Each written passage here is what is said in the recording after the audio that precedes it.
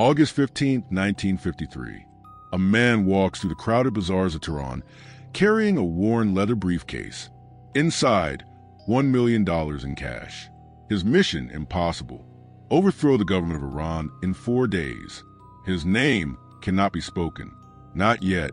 But to understand how one man with a suitcase of money changed the course of history, we need to go back. Back to a country that dared to take control of its own destiny. Back to a leader the West called dangerous. Back to the summer that changed everything. This is the story of Operation Ajax, a mission so secret the CIA denied it for 60 years.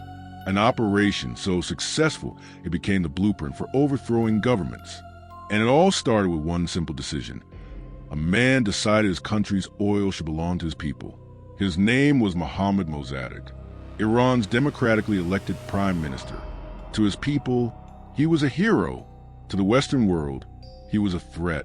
And in the summer of 1953, his fate was already sealed. The year is 1951. Mossadegh makes a decision that will mark him as a target. He nationalizes Iran's oil industry, taking it from British control. For decades, the Anglo-Iranian oil company, British-owned, had extracted Iran's wealth while leaving crumbs for its people. 85% of profits went to London. Only 15% stayed in Iran. For Iranians, this nationalization means liberation, justice, the right to control their own resources. Mossadegh becomes the most popular leader in modern Iranian history. Streets explode in celebration. Finally, they think, we own our own destiny.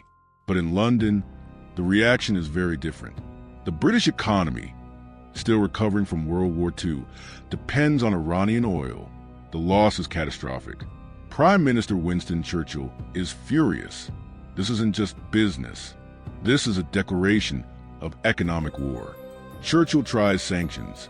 He tries naval blockades. He tries isolating Iran diplomatically. Nothing works. Mossadegh holds firm. He takes Iran's case to the United Nations. And there, before the world, he delivers a speech that makes him a legend. With tears in his eyes, he speaks of centuries of exploitation, of powerful nations stealing wealth from the weak, of a people asking only for justice. The world applauds. Mossadegh returns to Tehran as a conqueror. He seems invincible. But Churchill knows a truth Mossadegh doesn't yet understand. In the game of global power, justice is irrelevant. Only one thing matters: who's willing to play dirtier. And Churchill knows very dirty players. Summer of 1952. Churchill picks up the phone and calls Washington. His message to President Eisenhower is simple and terrifying. If the West doesn't act, Iran will fall to the Soviets. Mossadegh, he argues, is weak. Communists are manipulating him. Soon, Iranian oil will flow to Moscow, not London. It's 1952. The world is divided by the Cold War. Communist paranoia consumes Washington. The mere mention of Soviet influence is enough to justify any action. Eisenhower listens. The CIA gets the green light to study options. But Eisenhower sets one condition. He doesn't want military invasion. He doesn't want American Marines in Tehran streets. He wants something cleaner, more deniable. Something that looks like the Iranian people themselves decided to overthrow Mossadegh. The CIA accept the challenge. They create a plan with the code name, Operation Ajax. And they choose the perfect man to execute it. A man whose name carries weight, whose family built their reputation on audacity. A man willing to risk everything on an impossible bet. His name, Kermit Roosevelt Jr., grandson of President Teddy Roosevelt, 37 years old. A CIA operative with a reputation for achieving the impossible in the Middle East. Educated, connected, charismatic, and absolutely ruthless when necessary. In July 1953, Roosevelt receives his assignment. You have a budget of $1 million. You have limited resources. And you have one objective: overthrow Iran's democratically elected government without it looking like a US-backed coup. For most agents, this mission would be suicide. But Roosevelt sees something different. He sees an opportunity.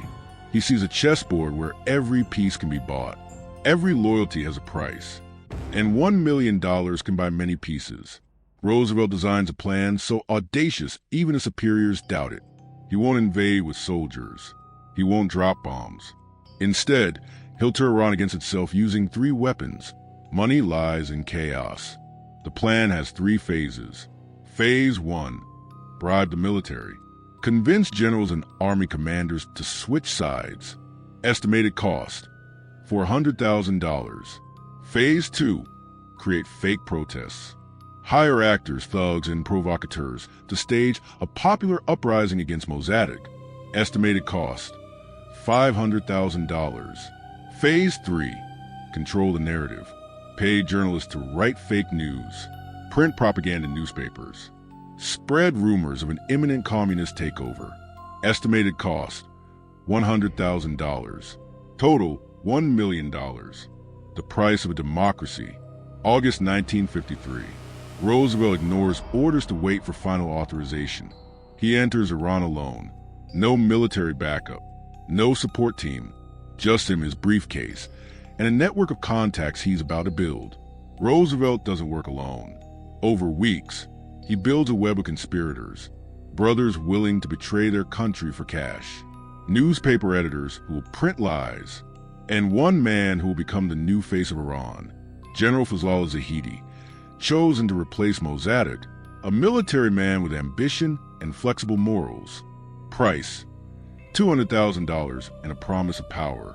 Ayatollah Khamenei, a religious leader with influence over conservative crowds. Price: $100,000 and political favors. Newspaper editors, men who control what Tehran reads each morning. Price: $50,000 and continued access after coup. Street gang leaders, men who can mobilize hundreds of thugs on command. Price: $20,000 per gang. Military commanders, officers who control tanks and troops.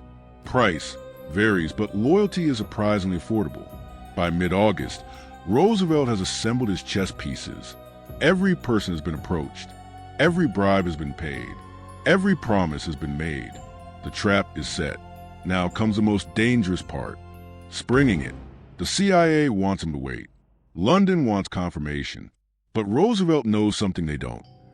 In covert operations, hesitation is death. Windows of opportunity close fast. He makes a decision that will define his career. He activates the plan. The countdown begins. 96 hours to change history. Day 1. Saturday, August 15th. At midnight, military officers loyal to the Shah arrive at Mossadegh's residence with arrest warrants. The plan is simple.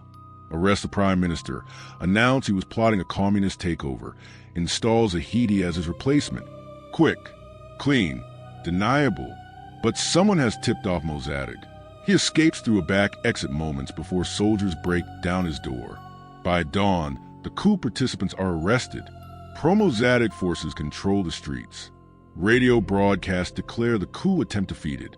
The Shah, Iran's young king who approved the operation, panics.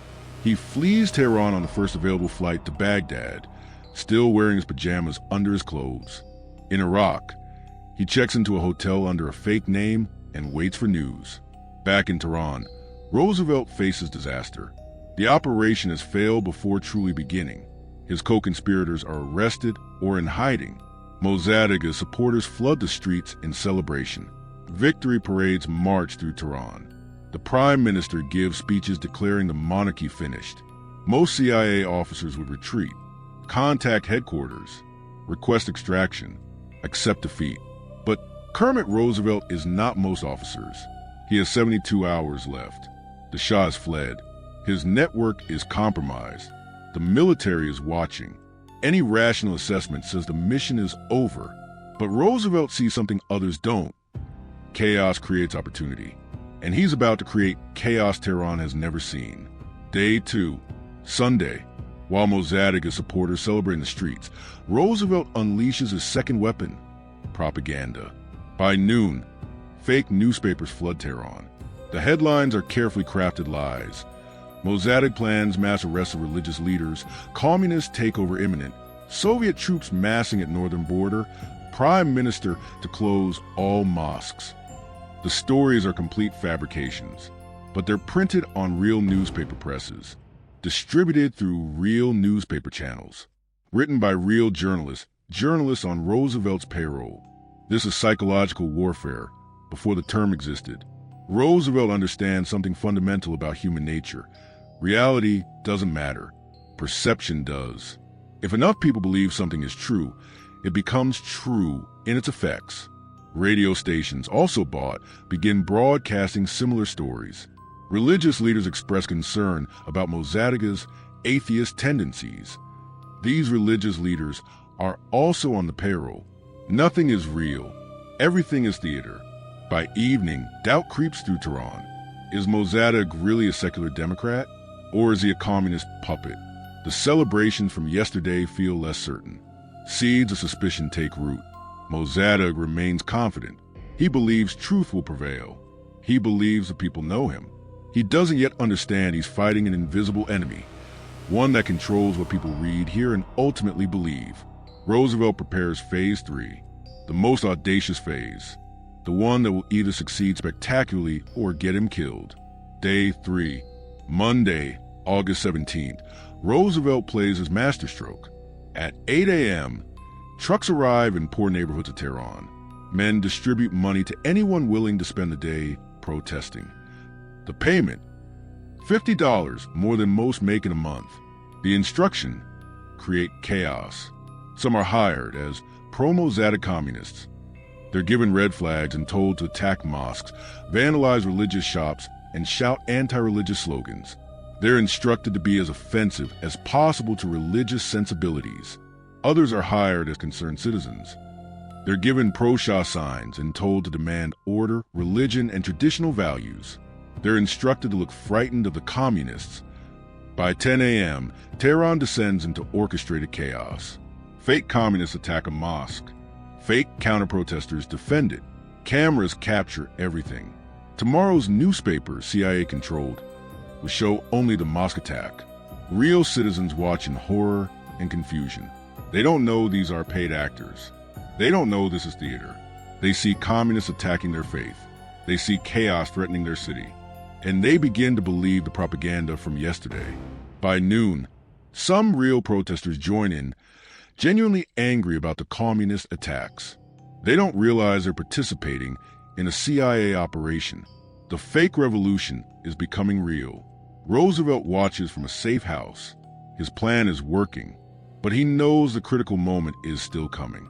He needs the military to act. And the military only responds to one thing: the appearance of popular will. At 2 p.m., he sends the paid mobs to army barracks. Their new instruction: demand military intervention, chant for the Shah, beg for order, and most importantly, make it look spontaneous. The generals Roosevelt bribed weeks ago watch from their windows. They see what looks like popular uprising against Mossadegh. They see citizens begging for military action. They see their opportunity. By nightfall, Tehran is burning, not with real revolution, with theater, but the audience doesn't know it's a show, and that's what makes it work. Roosevelt has 24 hours left. The stage is set. Now comes the final act. Day 4, Tuesday, August 18th. Roosevelt makes his final move. At 9 a.m., the paid protesters return to the streets. But the message has changed. No more fake communists. Now everyone carries pro-Shah signs. Everyone chants the same slogans. We demand order. We demand the Shah. We demand Zahedi. This is the moment everything is built toward. Days of propaganda have softened the ground. Yesterday's chaos created fear. Today's pro-Shah movement offers a solution. It's textbook psychological manipulation. At 11 a.m., the protesters reach military barracks again. This time, they're not asking for intervention. They're demanding it. And crucially, they look like tens of thousands. Roosevelt has concentrated all his paid protesters in key locations for maximum visual impact. The generals Roosevelt bribed give the order, not because they're loyal to the Shah, not because they believe in the cause, but because Roosevelt paid them to wait for this exact moment, when it would look like they're responding to popular will. At 1 p.m., tanks roll through Tehran streets, not to defend the prime minister, to arrest him. At 3 p.m., Military units surround government buildings. Mossadegh security forces, seeing the military and believing the popular movement is real, begin to defect. They think they're on the wrong side of history. Mossadegh himself is in an undisclosed location. He receives reports of the military movement. He hears about the massive pro-Shah demonstrations. He believes his people have turned against him. He doesn't know it's all a lie. At 5 p.m., loyal forces attempt to defend key positions. Brief firefights break out, but the outcome is inevitable. The military has superior numbers and firepower. More importantly, they believe they're acting on behalf of the people. By midnight, it's over. Mossadegh, to prevent further bloodshed, agrees to surrender. He emerges from hiding, is immediately arrested, and is taken into custody. He looks confused, betrayed, heartbroken. General Zahedi, Roosevelt's chosen replacement, is proclaimed prime minister. He immediately goes on radio declaring he saved Iran from communist takeover. Crowds cheer, the same crowds Roosevelt paid. The Shah, hearing the news in Baghdad, returns to Tehran in triumph. He arrives to massive celebrations. He believes his people love him. He doesn't know they're employees. In a quiet hotel room, Kermit Roosevelt packs his briefcase, the same briefcase he arrived with, now empty. $1 million spent, 96 hours elapsed, and the democratically elected government of Iran is gone. He leaves Tehran quietly. No fanfare, no public acknowledgement. That's how covert operations work. Success must look like coincidence. Back in Washington, CIA headquarters celebrates. Operation Ajax is declared a triumph. Roosevelt becomes a legend within the agency. The blueprint is set. This is how you overthrow a government cleanly. But in the streets of Tehran, a different story is being written. A story of betrayal. A story Iranians will remember for 70 years. A story that will have consequences no one in Washington can imagine. For the CIA, Operation Ajax is a triumph. Roosevelt returns to Washington as a hero. The Shah becomes a loyal Western ally. And Iranian oil flows once again to British and American companies. Mossadegh is tried for treason in a kangaroo court. Found guilty, sentenced to 3 years in prison, then house arrest for life. He will die in 1967, never having left his home again. The man who stood against empires dies a prisoner. The Shah, believing he truly has popular support, becomes increasingly authoritarian. With CIA assistance, he establishes SAVAK, a secret police force that will become infamous for torture and repression. Thousands of Iranians who oppose the Shah simply disappear. Intellectuals, students, labor organizers, anyone who questions the regime. The CIA trained SAVAK agents in interrogation techniques. The United States is complicit in every arrest. The oil deal is renegotiated. Now, 40% goes to Anglo-American oil companies. The Shah gets his cut. The Iranian people get promises of modernization, but they remember what they lost, a leader who fought for them. Throughout the 1960s and 70s, the Shah uses oil wealth to modernize Iran. New buildings, new infrastructure, Western education. On the surface, Iran appears to be progressing, but underneath, resentment grows. Because Iranians know the truth.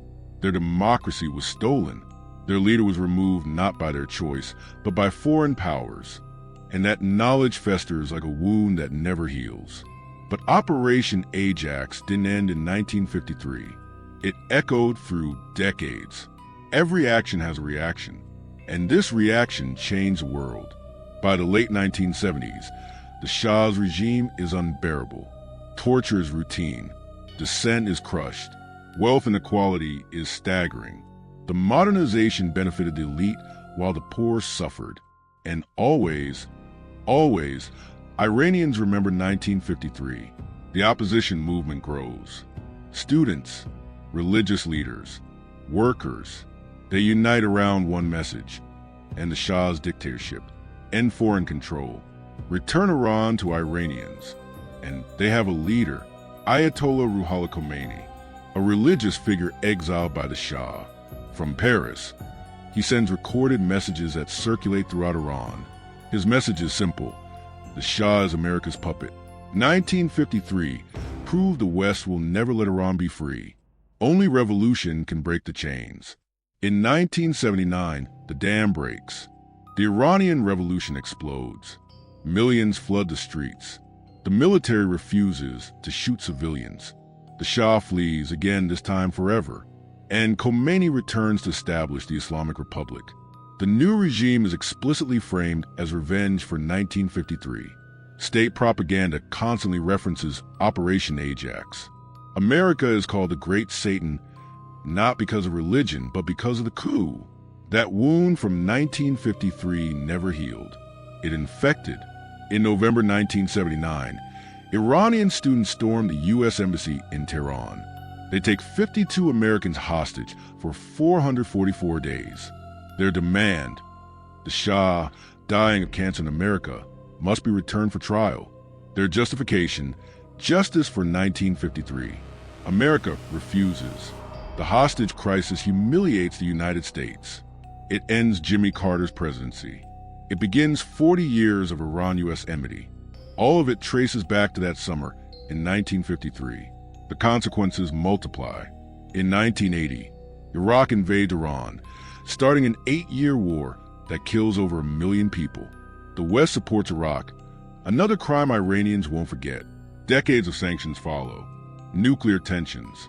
Proxy wars across the Middle East. Every confrontation between Iran and the West has roots in that betrayal. That coup, that summer when democracy was sold for oil. In 2013, 60 years after Operation Ajax, something remarkable happens. The CIA releases classified documents. Documents that confirm everything. The coup was real. The bribes were real. The fake protests were real. Roosevelt's role was real. All of it officially acknowledged. Finally, the CIA issues a statement that is remarkable in its honesty. The military coup that overthrew Mossadegh and his National Front cabinet was carried out under CIA direction as an act of U.S. foreign policy. Historians celebrate. Finally, truth. But for Iranians, it's bittersweet. They always knew. 60 years of being called conspiracy theorists. 60 years of being told they were paranoid. And they were right all along. The documents reveal details that shock even experts. The exact amounts paid. The names of participants. The cynicism of the planning. Roosevelt's reports describe Iranians as simple people, easily manipulated. The racism is casual and constant. But perhaps most disturbing, Operation Ajax becomes the CIA's blueprint. The same tactics are used in Guatemala in 1954, in Congo in 1960, in Chile in 1973. Every time, the same playbook. Bribes, propaganda, stage protests, military coup. How many democracies were overthrown using Ajax's methods? How many leaders were removed? How many countries were set back decades? The full accounting may never be known. So what do we learn from Operation Ajax? That democracy can be bought for $1 million? That revolutions can be faked? That history is written by those willing to lie the loudest? Perhaps the real lesson is about consequences.